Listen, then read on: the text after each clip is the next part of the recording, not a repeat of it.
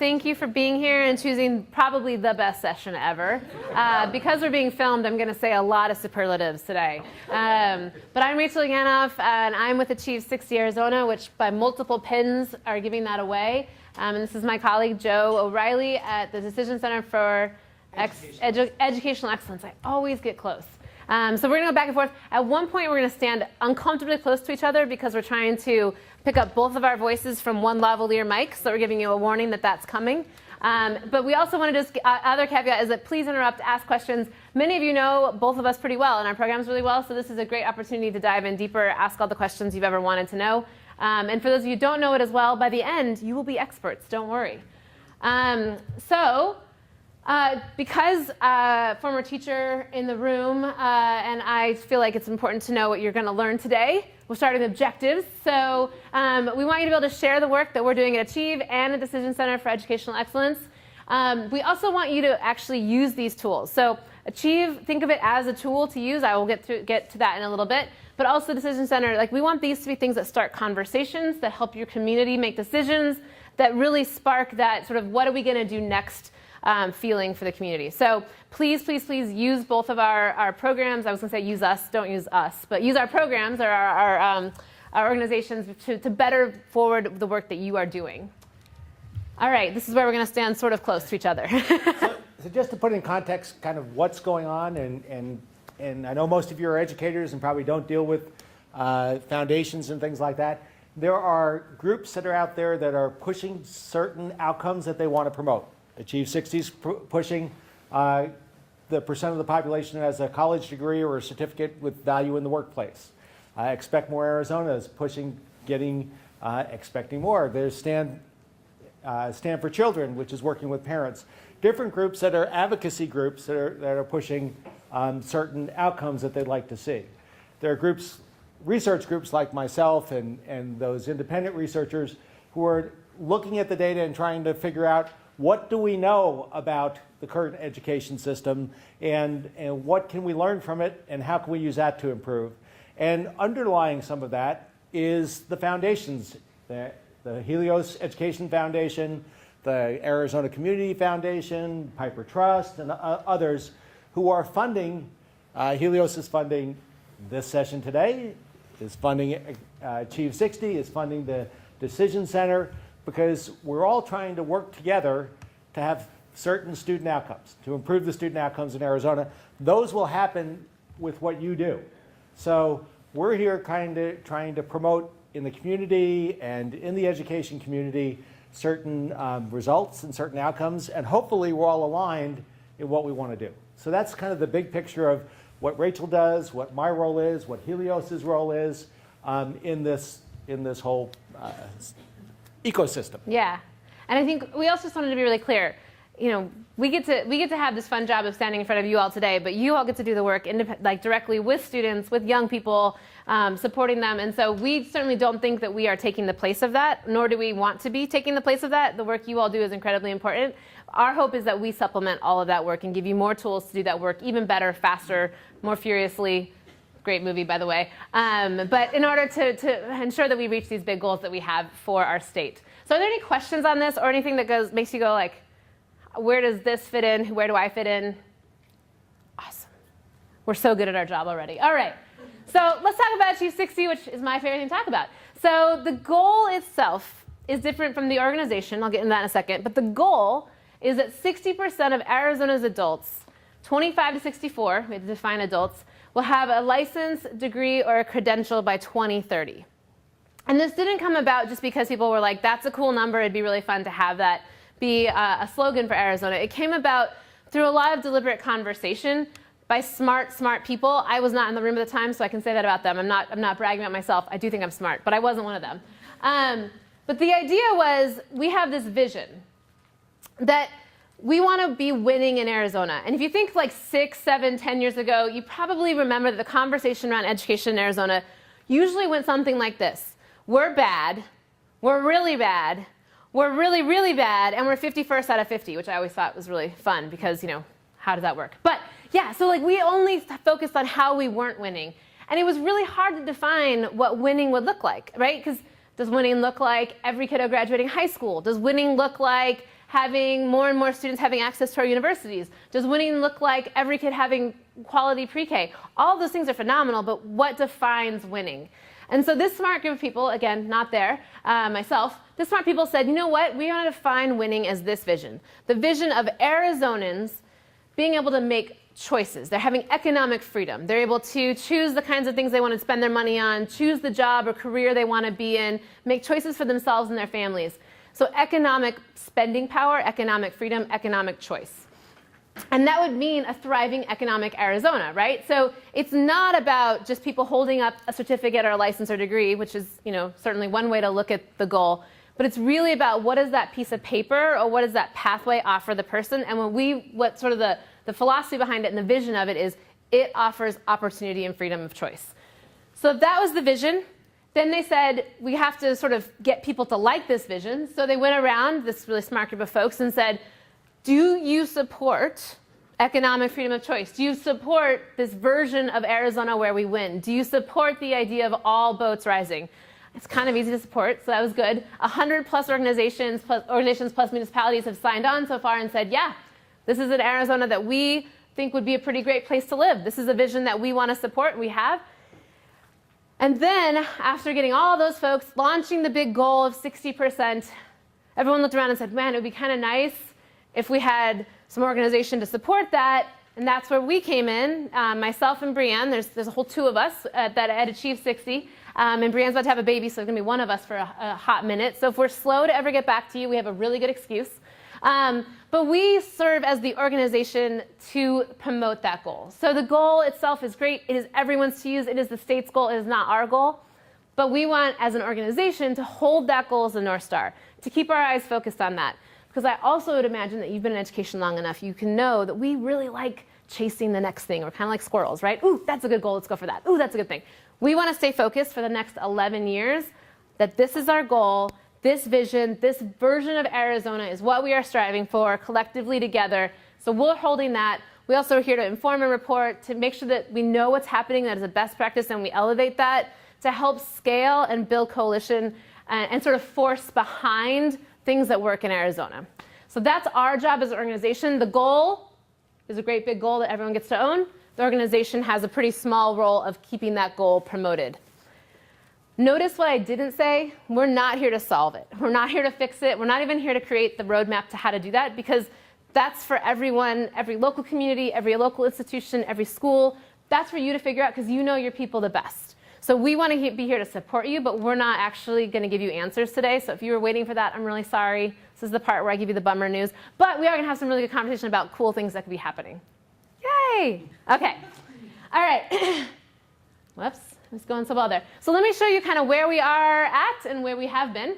So these conversations about what would winning look like started happening around 2012, got some real momentum in 2014-15 when the Lumina Foundation funded some research into what Arizona could be at our best potential. So you can see we have been moving up, which is great. Attainment is moving up. So everyone who's been in this work and advising kiddos and helping young people, give yourself a pat on the back. Whoops, things are winning. We are moving forward. The problem is that we have pretty much a rocket launch ahead of us, right? So we're at 45%, and we need to get to 60% in 11 years. To give that a little bit of perspective, I have a 7-year-old at home. She will be graduating in 11 years. Scary, right? So the lifespan of Lily in public education is what we've got in front of us, and to get this right. And so that's a lot of work. And when you really quantify it, like 15%, I sometimes can convince myself that that's not that scary. But this is what it means in the number of people. So we need to have 1 million more adults.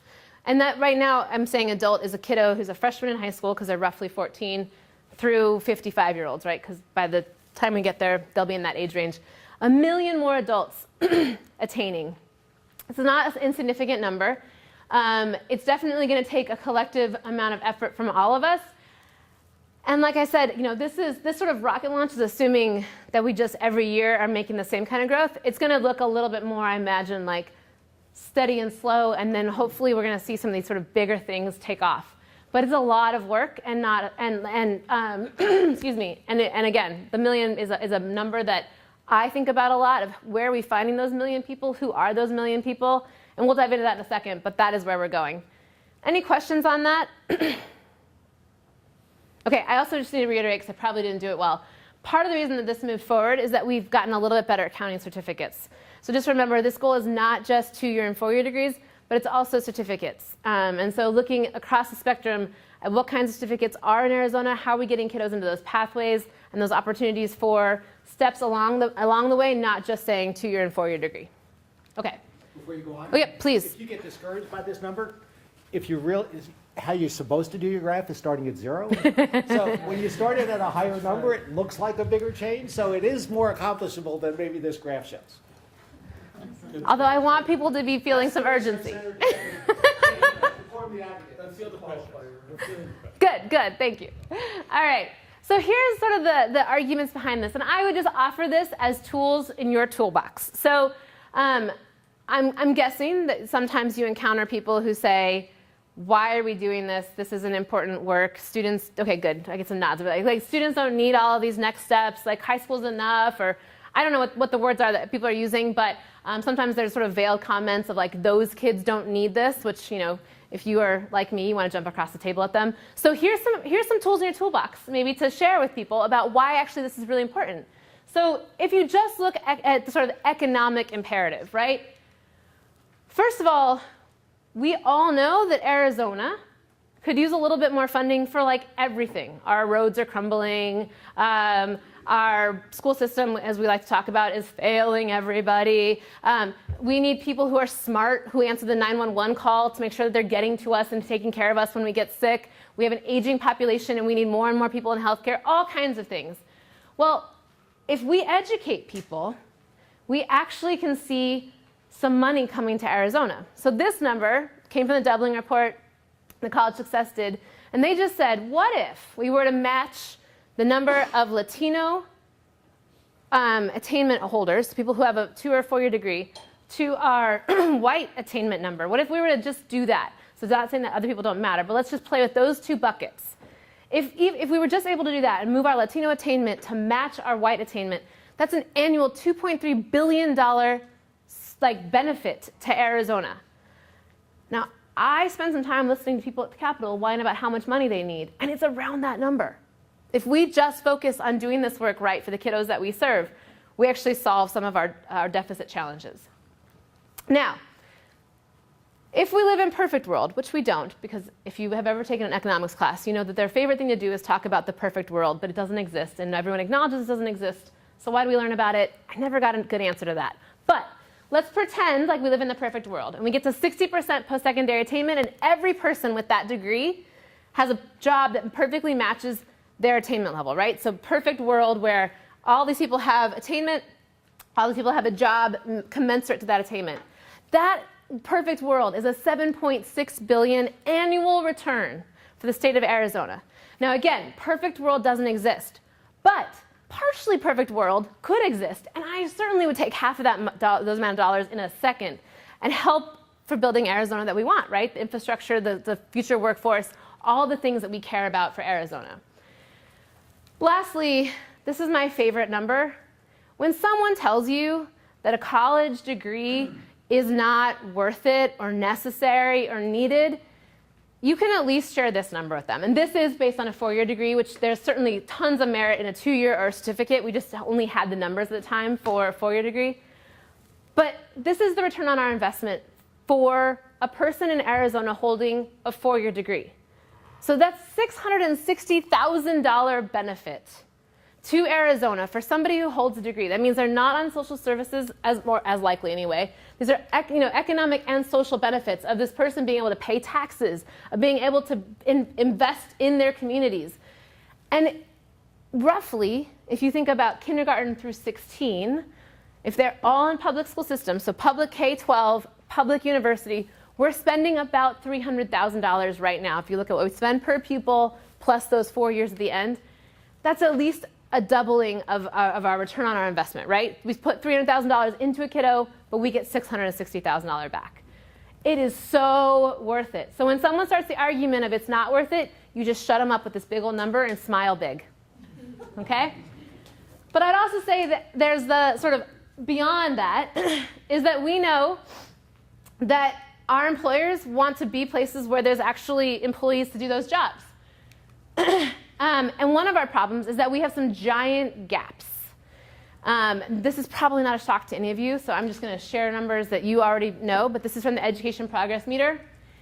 Our fastest growing population in our school systems is Latino, right? By a long margin, and soon to be the majority, if not already, across everywhere. But we have a 28% attainment gap. Almost 30% attainment gap for our white students and our Latino students. Nothing different in their brains, nothing different in their chemistry to learn, differences in opportunity, access, and success, all things that we actually have the ability to fix. So I think about this number sort of from the moral imperative of the kiddos that we need to be serving. These numbers are just as scary when you look at Native American population and African American population. They're just not as big of a percentage of the population of students we serve. It doesn't mean they're not important. But when you think about the majority of the students that we're going to be serving, we cannot think that this is a problem that can be solved without truly talking about the demographics of who we're serving and how we serve them better. Thoughts, comments, questions? Okay, I'm just going to keep saying big stuff, and you can keep going with me. All right. I also think that there's a real strong moral imperative, so I always like to show this slide. These are my babies. I used to run a school. These are third graders. This was Dress Like a Teacher Day. Did not ever wear a white dress like that. I really love. If you ever want to feel good about yourself, ask your kids to dress like you.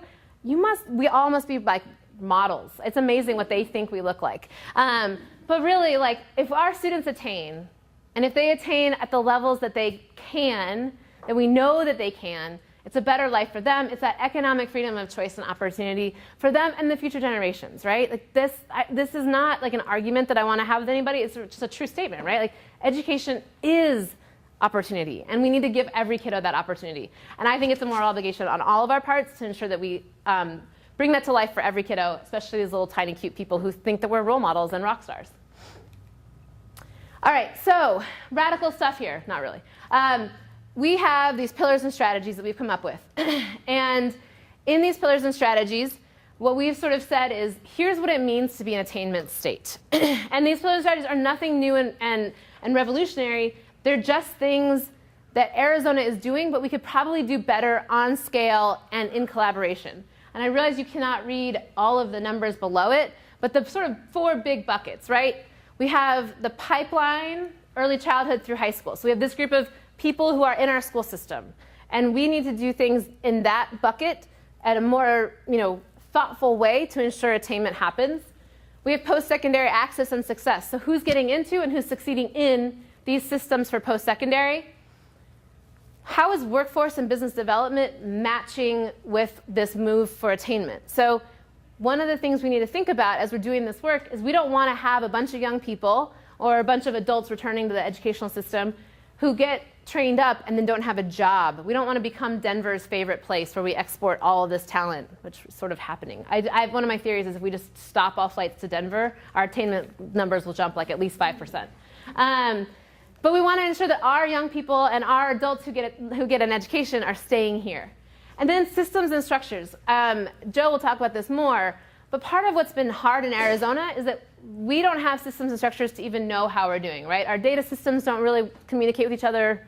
I shouldn't say don't really. They don't communicate with each other. And that's created some really interesting challenges. I'm sure that you guys can probably think of 25 different systems and structures that you use every day in school systems and working with students where you think, man, if this was 2% better, we'd have a lot more success with our kiddos. And so thinking through all of these pillars of how do we actually move to an attainment state by all of these getting better at the same time. Questions, thoughts, or comments on that? So my goal with this is that none of it should seem revolutionary or even new. This is actually stuff that all of these pillars and systems, they're in Arizona. And they're all working to some degree. Are they working as effectively as they could be? Maybe not. And that's where I think we can double down. Okay, this one's a little hard to read, but it's fun. So I'm going to have you talk for a minute. This is the teacher in me. So at your tables, when I say go, look at this slide and talk in your table about what stands out to you, what's your aha. Go. You can read it first. All right, so let's hear some of your ahas.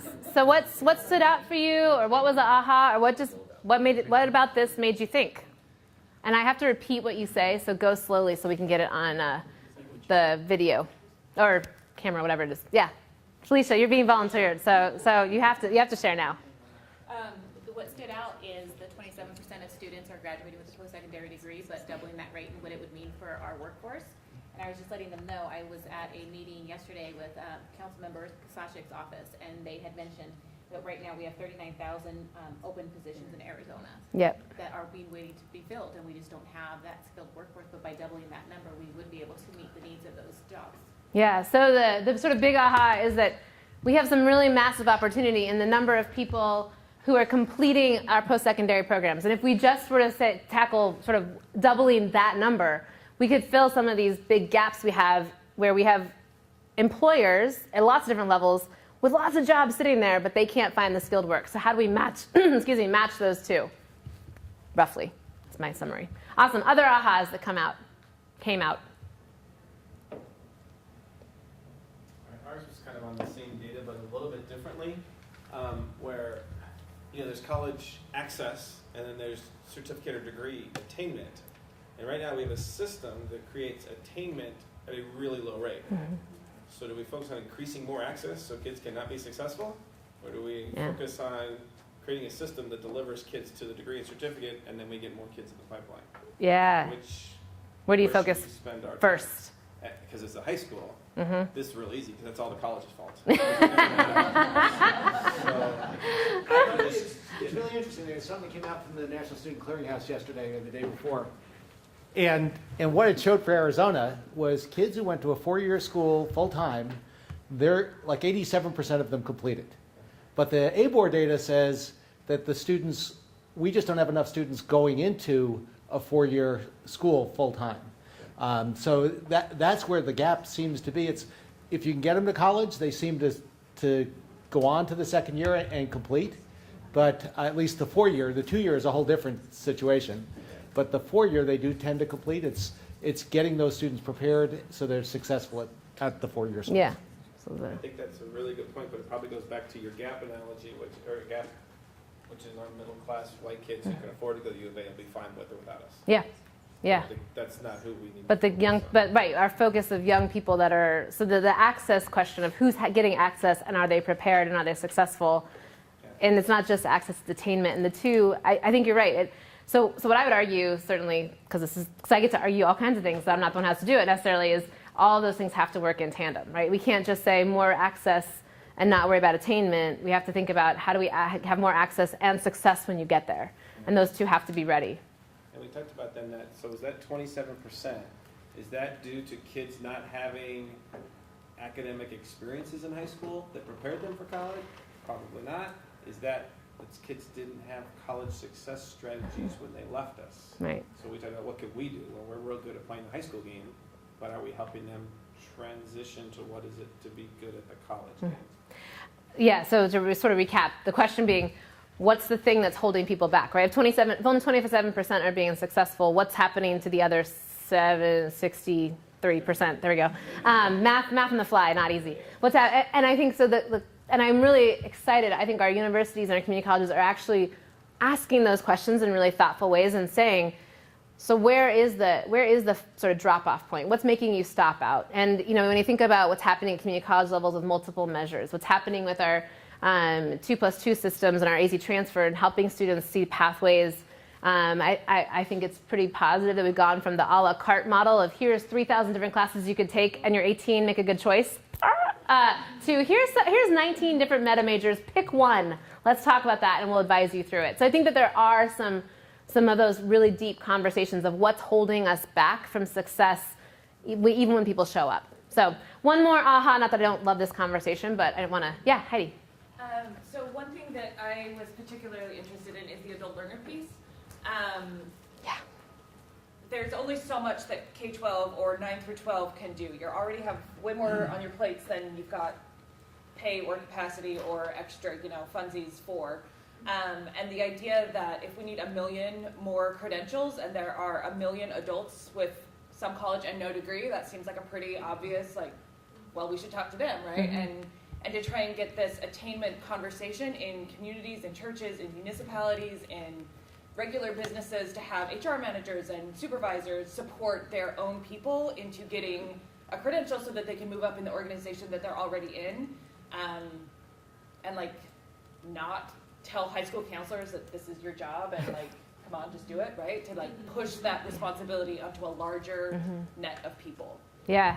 So full disclosure, Heidi and I do sit in the same office, and she probably hears me think about these things a lot, and we've talked about this. But yes, right, like actually that was my biggest aha over a year of being in this role, was realizing how much of this work is not on your shoulders. Not to say that we don't want you to keep doing the awesome work you're doing every single day, and that high school is not an incredibly critical inflection point, but it is certainly not the only inflection point, nor even if you were to do your jobs perfectly. Let's say we get to that 90% high school graduation rate, and 50% more kiddos are entering to and successful in post-secondary. That's only part of the game.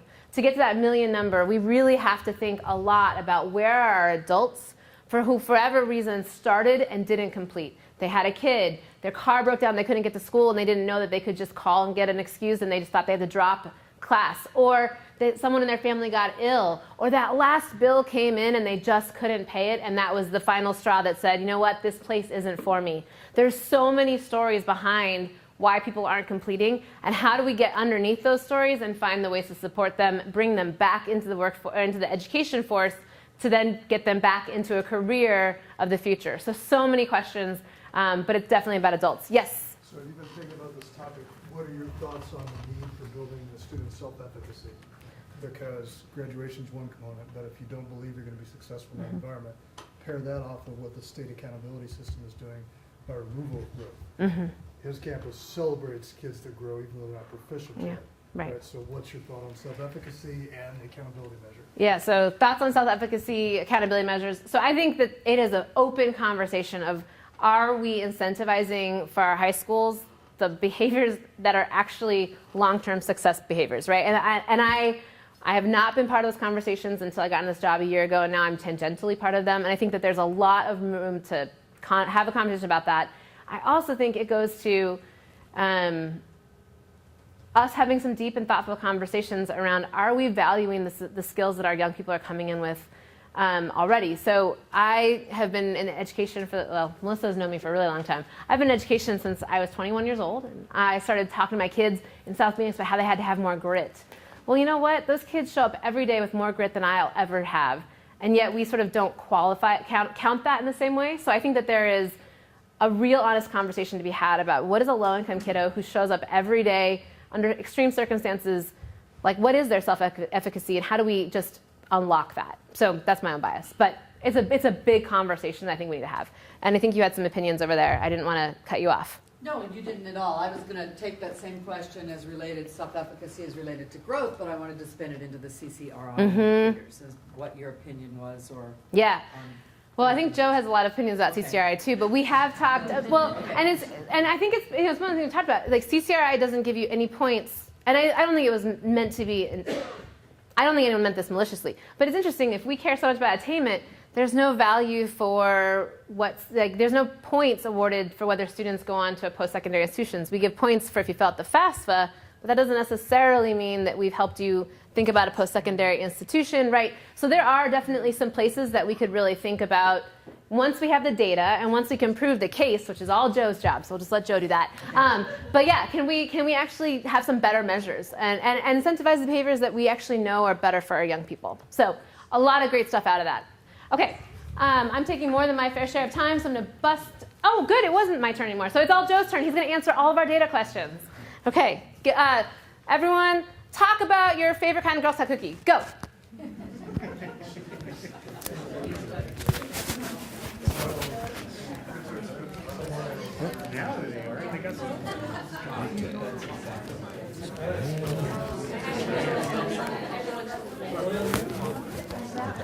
Yeah, like that, right?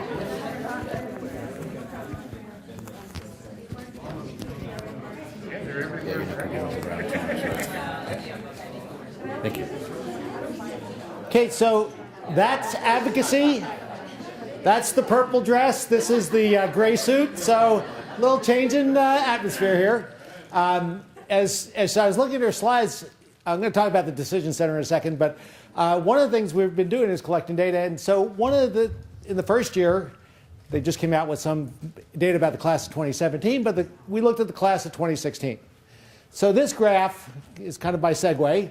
And on the left-hand side is the high school graduation rate from 100% down to 0. And along the x-axis is college going. And each dot represents a high school in Arizona. So for the class of 2016, what happened to them? The top right are the high college going, high school graduation rate. Those are the basis, the Great Hearts Academies are up there. Some of the ASU Polytechs are up there. I have to mention that given my new affiliation. But also like San Luis High School, just south of Yuma, has very good outcomes for students. So what can we learn from that? If I go down to the low graduation but average to high college going, there aren't many of those schools, but there are some places like that lower dot there. That's about a 35%, 38% graduation rate. But of the kids who graduated, more than 60% went to college. Like, what the heck is going on at a school like that? So that's an outlier. There's probably something unusual going on in these low, average, high. The left-hand side, the low college going, the low high school graduation rate schools, I mean, those are schools that are basically warehousing students until it comes to the realization that they probably shouldn't be going to school anymore because it's not really working for them. So who are those schools and what's happening in those schools? And there are a lot of them. And not surprisingly, a lot of them are alternative schools and virtual schools, but not completely. So there are schools that are not working now in the system of education we have for kids in terms of the outcomes we want. If we go up to the high graduation but low college going schools, those are schools that are getting kids out, but those kids are not going on. They're not going on to post-secondary enrollments after high school, but they are graduating. So we're turning them out. But we know most of the jobs that have been created since the Great Recession are some college or a degree. So they're getting high school degrees, but the job-wise, their future is not bright. So what's happening at those schools? Are the kids not aware? Are the students not prepared? Are they getting, and they know they're not prepared? What's going on? So that's a challenge we would want to look at. And then the average category there, which is most of the high schools, and certainly most of the district schools. The charter schools and the district, selective schools or specialty schools are very different than the neighborhood high schools.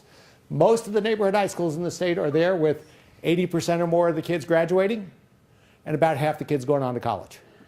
That sounds really good, but 80%, so 1 in 5, I told her that you're not Achieve60, you're Achieve75. Because just out of high school, 20% of the kids aren't getting out of high school, and they're in your denominator. So what do we do about that? So 80% are graduating. Half of those kids are going to college, so 40% of your cohort's going to college.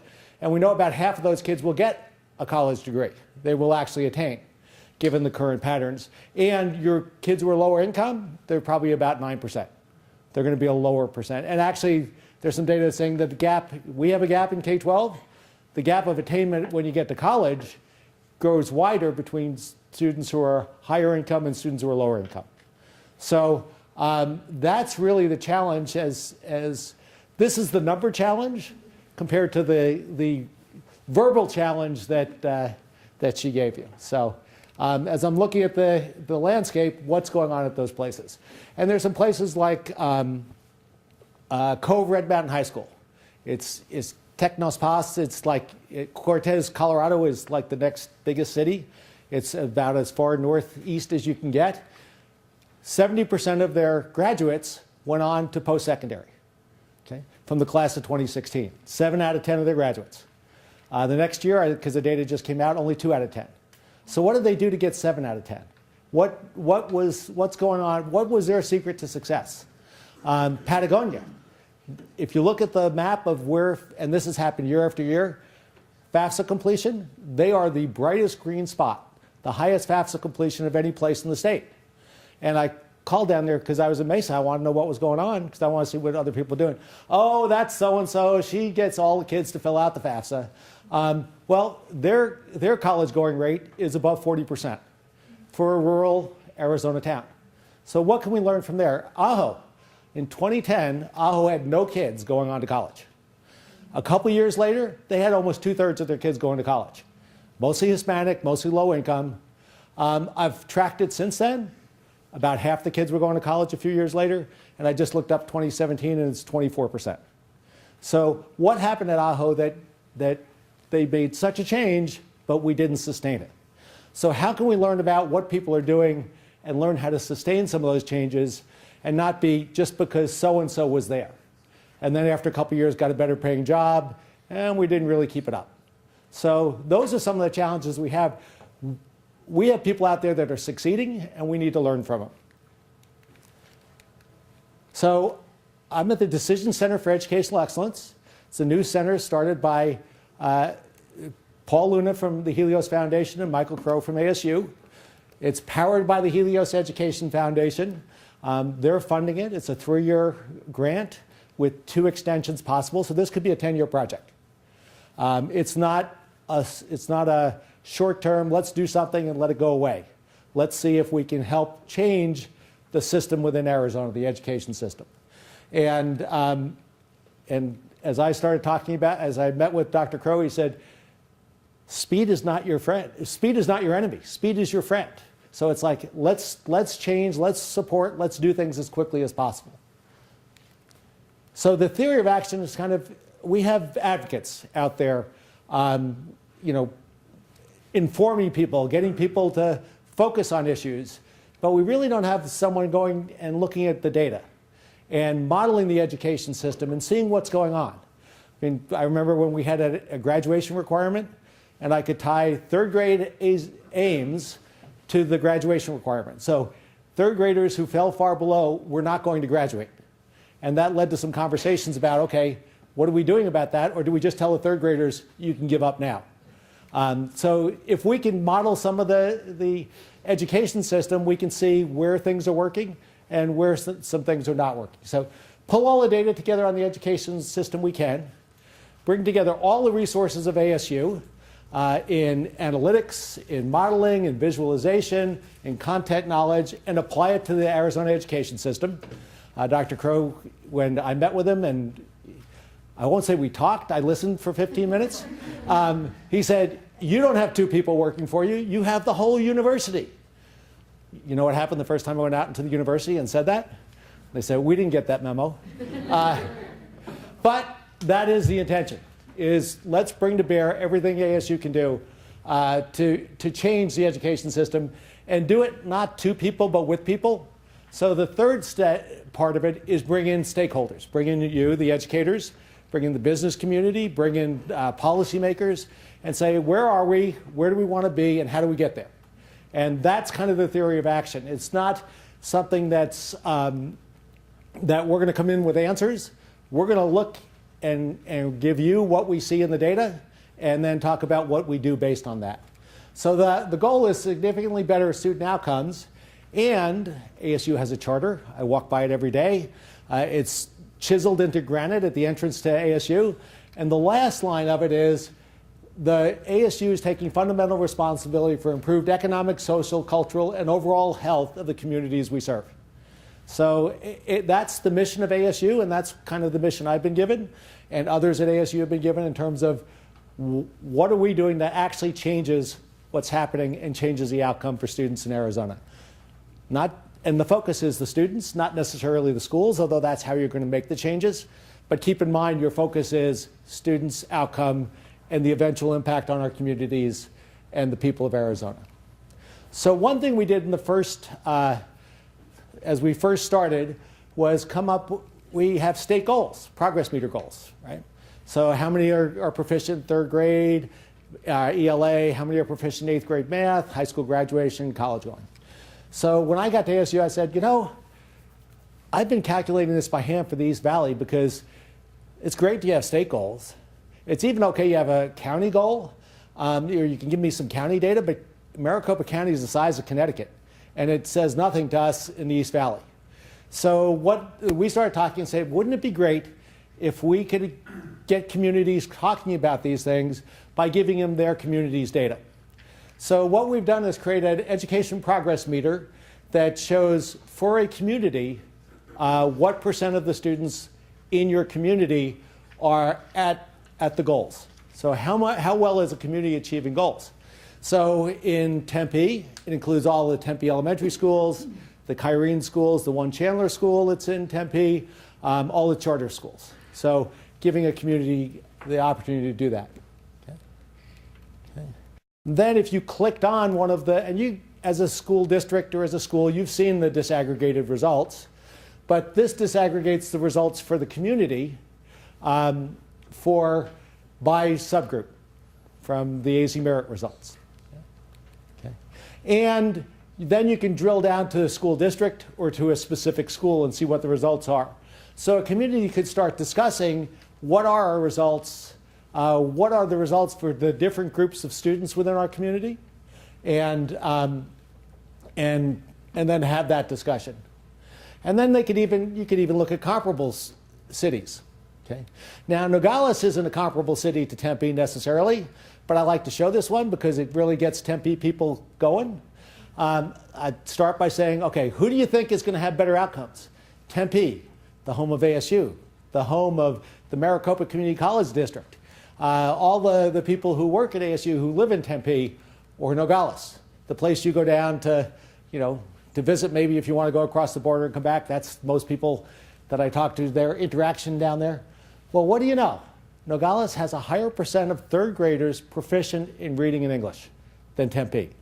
Probably not significant, but a higher number. They have more kids graduating from high school. They have more kids going to college than Tempe.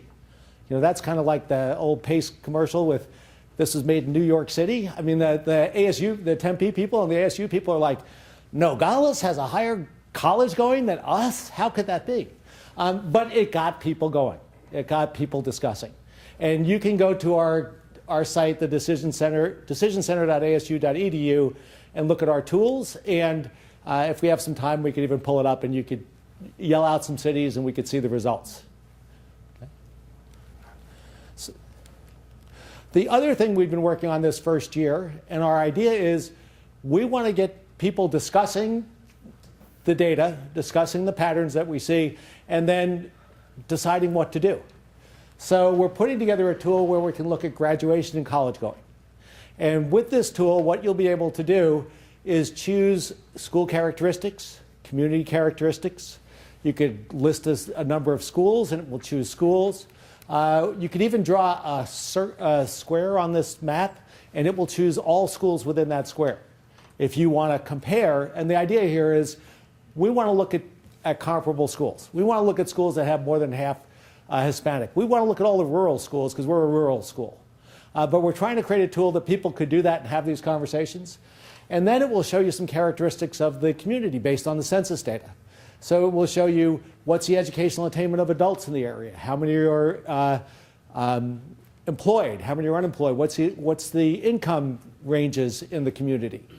And then it shows you things like, here's the percent of students going to college versus the high school graduation rate. And for the schools I chose, there they are relative to other schools in Arizona. Okay? So this happens to be La Paz County that I chose. And so we can see what's going on in the high schools in La Paz County. And one of the first questions I got was, that lower one, I know what high school that is, and they've got a really good CTE program. Do you have good measures of kids getting certificates and going into the workforce? And to tell you the truth, right now, in year one, no, we don't. We're working with AD to get some data on CTE, but even that's not probably good enough. But we do have post-secondary. We have the National Student Clearinghouse and other data that the regents use. And that's what we're graphing. But it's a tool to get you to start talking about these factors. And it has some things like chronic absenteeism, suspensions, some of the things that are associated with high school graduation, FAFSA completion, some of the things associated with college going. And then we've got a screen where it talks about, here's what the research says, some of the things you could do that in other places have increased college going or high school completion. So a tool to get communities talking about how are we doing relative to people that we think we're comparable to, and how can we do better? So that's been the focus the first year.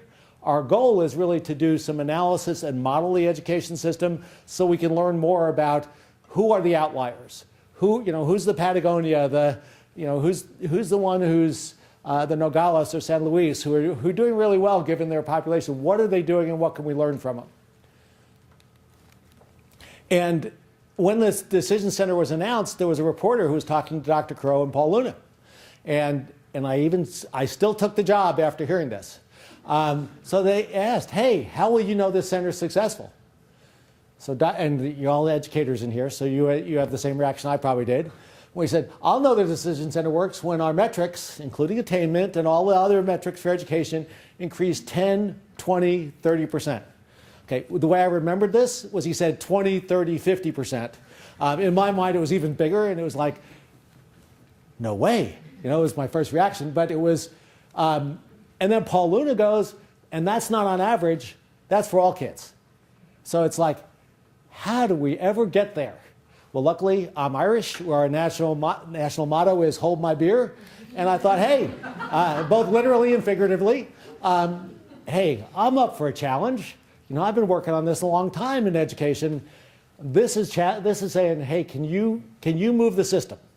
And so that's what we're trying to do, move the education system in significant ways. I don't know we'll get there, but we're certainly working at it. So you want to come stand by me, or why don't we just hand it back and forth? Okay. All right. I was still thinking about holding Joe's beer. So, okay.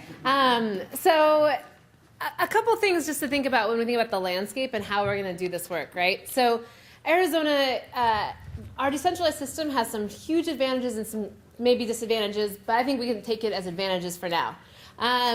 One thing to think about is we have these 3 big public institutions.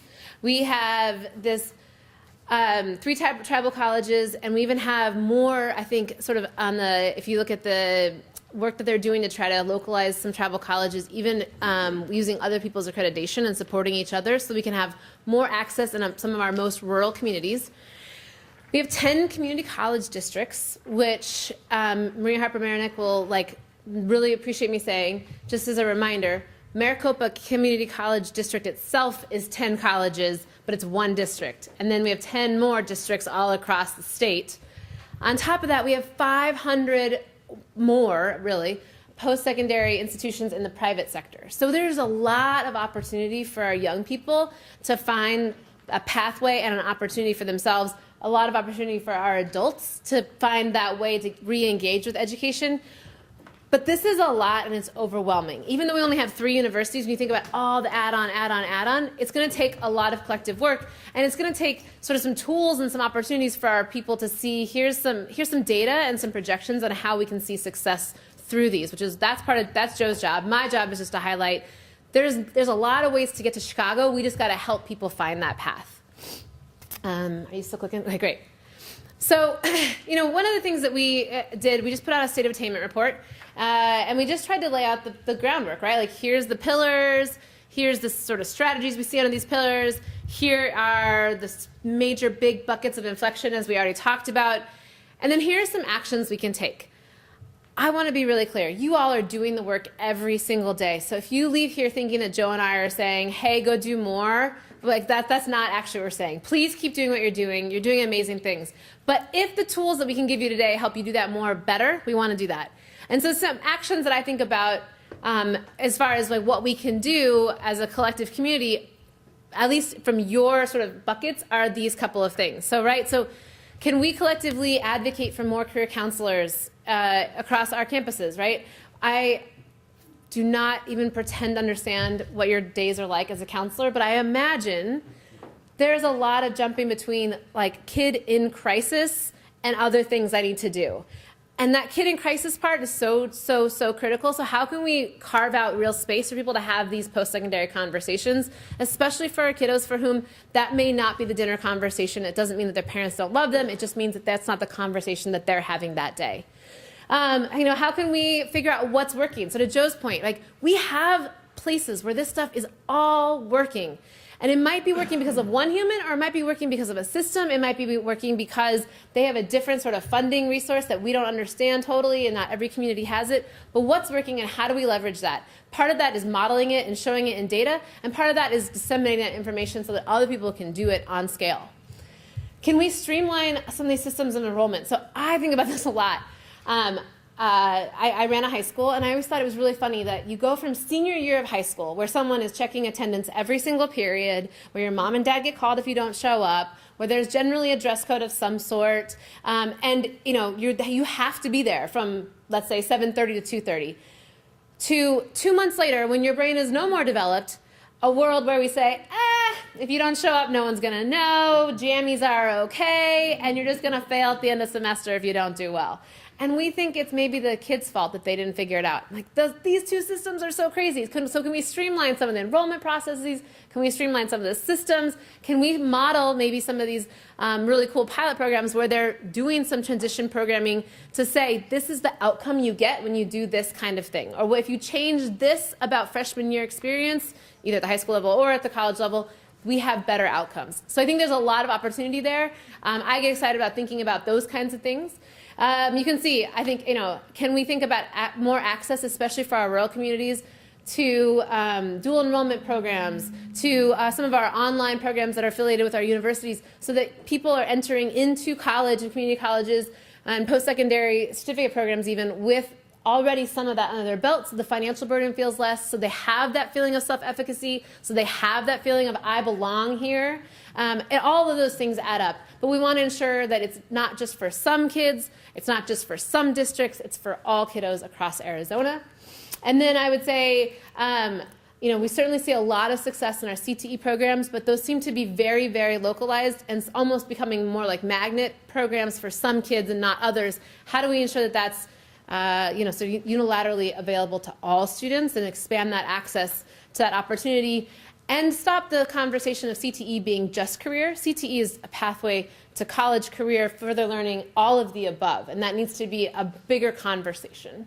And then I would say in that last category, ensuring that all students have access to placement exams. So thank you, Helios, for running that pilot across our state for so many years. But now that we know that works, which we actually do, hey, Vince, that was like literally not a plug for you, but hey. But now that we know that works, like how do we do that on scale, right? How do we ensure that that's at least a barrier that like no kid has to think about? Every kid has that access and that opportunity.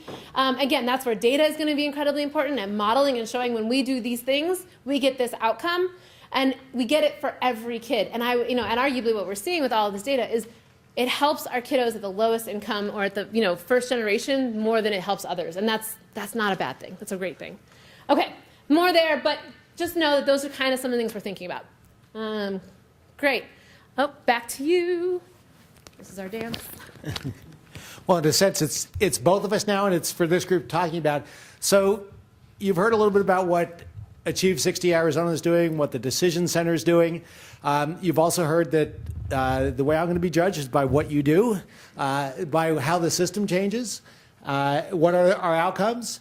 How could all four of these groups, these parts of the system work together? So how could what Rachel does and other groups do support you more? How could data support you more? And how could you also result in better student outcomes? And our outcomes being obviously completing high school, going on to college, and completing college or some post-secondary. And people talk to me when I was in Mesa, you're talking about, oh, everyone's got to go to college? It's like, no, not everyone's got to go to college. But if you look at our college completion rate in Mesa, it is less, much less than the adult population college completion rate. So we're not even at a replacement level to where we are now, much less where Achieve60 wants to be. And our adults are aging out, and they actually have the higher education, and they're retiring, coming and going out of the workforce. So our challenge is actually even higher. So how do we achieve that? So with that, I'll kind of turn over to you as how can we all work together to achieve these outcomes? What you've heard about what we do. I'd like to hear your reactions about some of the things we're doing. You also can just give Joe a list of data things that you want. We can advocate for reduced college tuition rates because I think when you look at Mesa, for example, you'll see that there's a lot of middle-income families in there that are trying to send their kids to college, but they can't afford it. So maybe that's one of the things we can, Okay. investment from the state in higher ed. So the question was, so the comment was maybe we could make college more affordable in different ways. And you really should look at the net price of college. The lowest if you have families that make $45,000 or less approximately, depending on how many kids they have and how many kids are in college. At ASU, you can get an Obama scholarship that pays all costs of attendance. But if you're above that, if you're a teacher and you're making, $60,000, say, that's the bad spot to be in, because that's the hardest part to afford college. But I would say, so, and I think this is one of the projects we're all working on collectively, is trying to increase awareness around FAFSA and who's actually eligible for FAFSA and the kind of benefits you can get from FAFSA. Because I didn't know this number until I got this job, but last year, I guess, not this school year, but the year before, $65 million of unclaimed aid was left on the table. Because people don't think that they qualify, they think they make too much, they think that their family doesn't need it, whatever the right thing is. And so some of these barriers are very, very real, absolutely. But some of them are also in our head. And how do we communicate on a system of, on scale of how do we get everyone to at least access the tools that are there, and then we can figure out the gap. But the other thing I would say is we are seeing in a couple of communities, it's not statewide yet, but seeing a couple of communities, Mesa being one of them, having conversation around what does a promise scholarship look like, right? So what does it look like to say, you're our kid, we've educated you for the last 12 years, your success is Mesa's success, we want to guarantee that that next step is not a barrier, so we'll meet that last dollar initial, or that last dollar need. And I think that's a really promising model we're seeing in other states, and so I'm excited to think about Arizona being in that same pathway. And one of the things our students don't know is the time you're going to get the most money is right after high school. And what we see is, in Mesa, for example, a little under half, 96%, 99% kids say, I need more post-secondary education. Over 85% say, I want to do that after high school. Only 49% show up in post-secondary the following fall. 2/3 are going within 2 years, but those kids between the 50 and 67%, those kids are not getting the aid package that the kids who went right after high school. So delaying by 2 years and for something other than, say, going on a mission or something, and most of those kids are not going on a mission, is a problem. And even the kids going on a mission can get their aid package and then have it suspended until they come back, but they're not doing that, and that would make a big difference in their affordability of post-secondary. I was just going to echo on the gap, because 20 years ago, full Pell could pretty much pay for your education, and now it barely pays for any of it. So some sort of state financial aid, and we're one of the few states that doesn't have some sort of state financial aid. Something along those lines could really make the difference, because to the students that we work with, a gap of 1,000 might as well be 1 million. Right. So how do we bridge that gap? Right. And that's really a challenge. It's gone up. When I went to school, I worked every summer. I liked the 4th of July weekend because I got double shifts all weekend long. I made enough in the summer at a union job to pay for my tuition. And then I worked 3 jobs during during college. But today, you can't make $40,000 over the summer. You can't make $24,000 over the summer. So it's a much bigger challenge than the adults, I think, realize who didn't have to go through that. Other comments, questions? I think one thing that's really, if we're talking about what can these 3 entities do to help us, I think one thing that's really difficult for high schools is sometimes it feels like we're the only people that ever tried to invent the wheel, and remembering that there are best practices out there, sometimes beyond our school, sometimes beyond our state. But as a local high school, it's really hard to think, hey, I should spend a whole bunch of time researching what's the best way to do this. We think, like, I have this problem and I will fix it. So having people that share best practices, if your communities like this is the place that made it work. I'll give a great example. Like, so we are doing an early college in our district. There are hundreds, if not thousands of them across the country. There's just none here. So it's kind of been on us to do the research and figure out what's the best way to do it, what's the way. Where in other states, it sort of feels like there's a state initiative.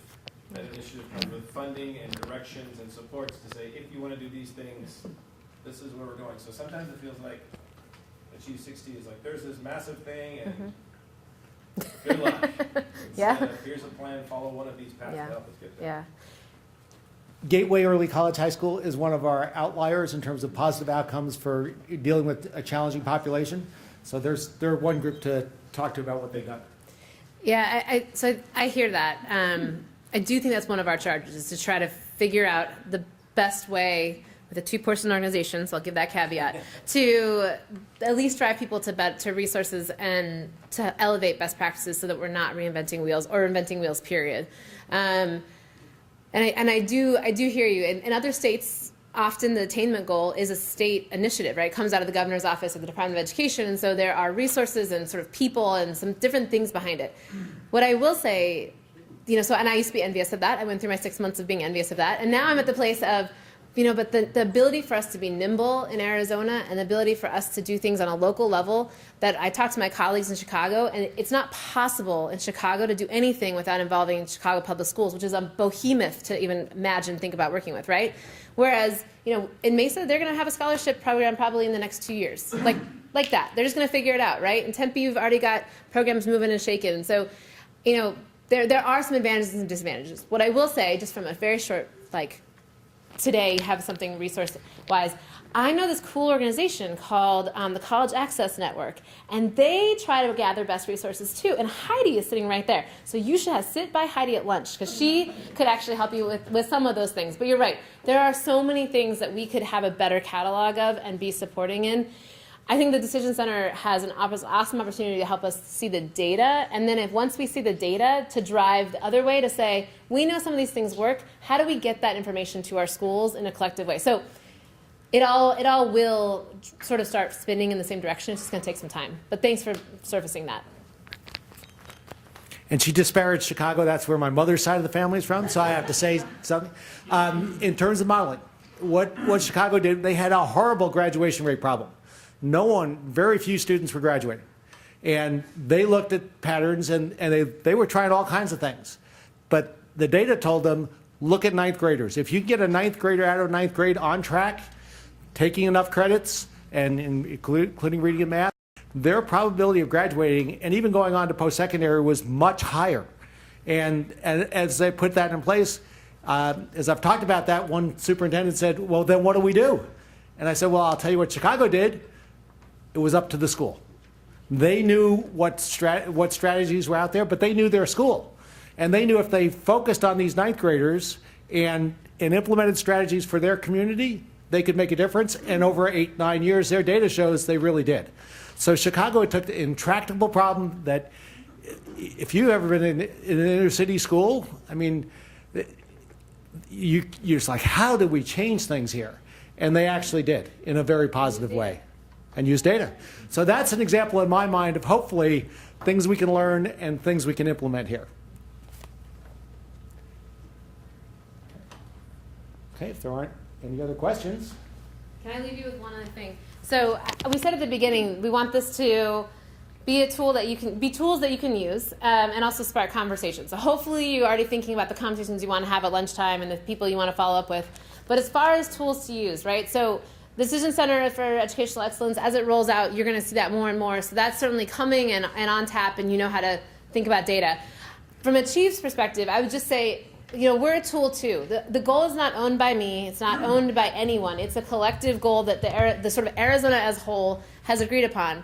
And so use it as that tool that it is, which basically is a way to advocate for you and your students and what you need to help them. So, for example, a great sentence to use whenever you're advocating for the things that you need is, we have this big, hairy, audacious goal in Arizona of Achieve 60. In order for me to do my part to meet that goal, I need blah, blah, blah, blah, blah. I don't promise you're going to get it, but it ties you to something bigger, and it's absolutely a great way to use it, and it's a great way to help your community, your district, whoever you're talking to see that we're part of something bigger, and every incremental change helps us meet that bigger goal. So please, please, please, Achieve 60 is your tool to use. More to come on actual tools, but for now, the goal itself is a tool, and we want you to use it. So, thank you.